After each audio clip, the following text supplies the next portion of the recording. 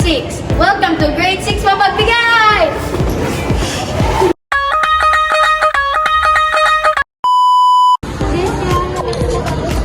Project na to sa susunod linggo. Sino pa ba ang kulang sa atin? Si Franco pa. Kailangan na natin puntahan si Franco. Sino ba nakakaalam ng bahay ni Franco? Alam ko, pero medyo malayo siya sa atin. Mag-tricycle na lang tayo. May mga pera ba kayo? Magkano kaya ang pamasahe? Wait, tatanungin ko muna. Wala, magkano ko? Pamasahe ko kung ba? 10 pesos per head, be. Ilan ba kayo? 5 po. Sige, kasya naman yun. Wait lang po, puntahan ko lang po. 10 pesos per head daw. 5 lang naman tayo, so 50 ang total. Wala akong dala eh. Okay lang, libre ko na lang. May extra pa naman ako. Sigurado ka bang alam mo pupuntahan na Giro? Oo naman, nakapunta na ako sa bahay nila eh.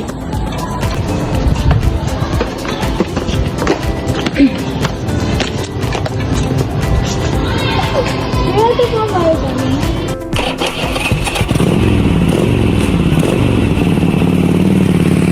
Pero wait lang, bakit po? Nandiyan na po pala yung ano, yung mapatutupan namin.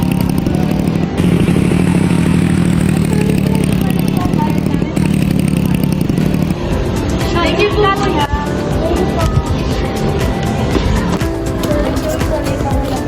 Okay lang, pero may mga nasa ka na pa na ideas para sa presentation na. Oo, tara na. Saan ba tayo gagawa? May nag-siya talaga. Bawal sa amin kasi ano eh, masikip ko eh. Bawal rin sa amin. Sa amin din bawal. Gusto na lang tayo doon. Bukas naman namin doon. Nalaw tayo sa kubo gumawa.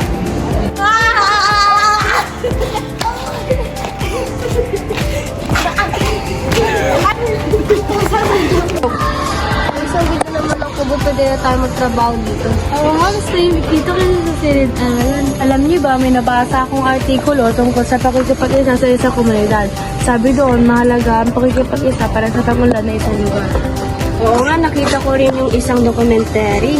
Ang mga tao sa isang barangay na tutulungan para sa isang karaniwang layunin, tulad ng paglilinis ng kanilang paligid, ay mas masaya at mas maunlad. Tama, at hindi lang ang komunidad ang kailangan din ang pagkakaisa sa ating pamilya at ating mga kaibigan at sa ating mga kaklase. Oo nga guys, kailangan natin laging tandaan na ang pagkakaisa ay mahalaga sa ating buhay. Kung tayo ay magtutulungan, mas madali nating makakamit ang ating mga pangarap. Alam niyo ba, may nakita ako video online tungkol sa isang grupo ng mga kabataan na nagtutulong-tulong parang magtayo ng isang paralan sa isang liblig na lugar. Oo nga, nakaka-inspire. Nakikita natin na kahit na tayo ay mga estudyante pa lang, kaya natin gumawa ng pagbabago sa mundo. Alam niyo ba, nung bata pa ako, nagkaroon kami ng malakas na bagyo sa aming lugar. Nawala ang kuryente at ang tubig. Pero nagtulungan ng mga tao sa aming barangay. Nagbahagi sila ng pagkain at tubig. Sobrang saya ko dahil nakita ko kung gaano ka-importante ang pagkakaisa. Oo nga, nakaka-touch. Nakikita natin na kahit nasa panahon ng kahulugan, kaya pa rin magtutulungan ang mga tao. Goodbye everyone! I hope you liked it! Bye! Tayo'y mag-8-8, 8-8.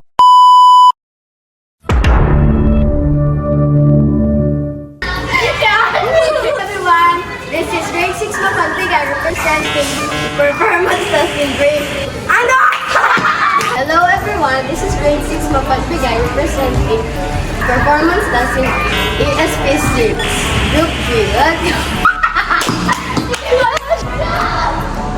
Ito naman ang kubo dito, pwede na tayo magtrabaho. Oo nga, mas tahimik dito kasi sa Sirid Aralan. Kaya nga, magsimula na tayo ng project. Oh, ganda naman ang kubo, kaya tawag ko pala. Oo nga, mas tahimik dito kasi sa Sirid Aralan.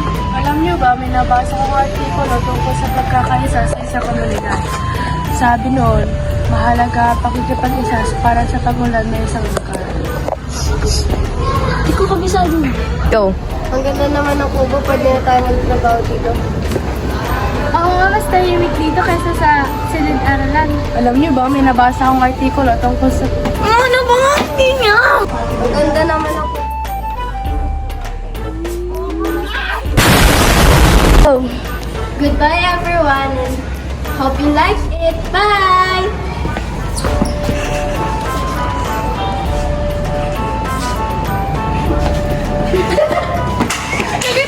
Nagkita sa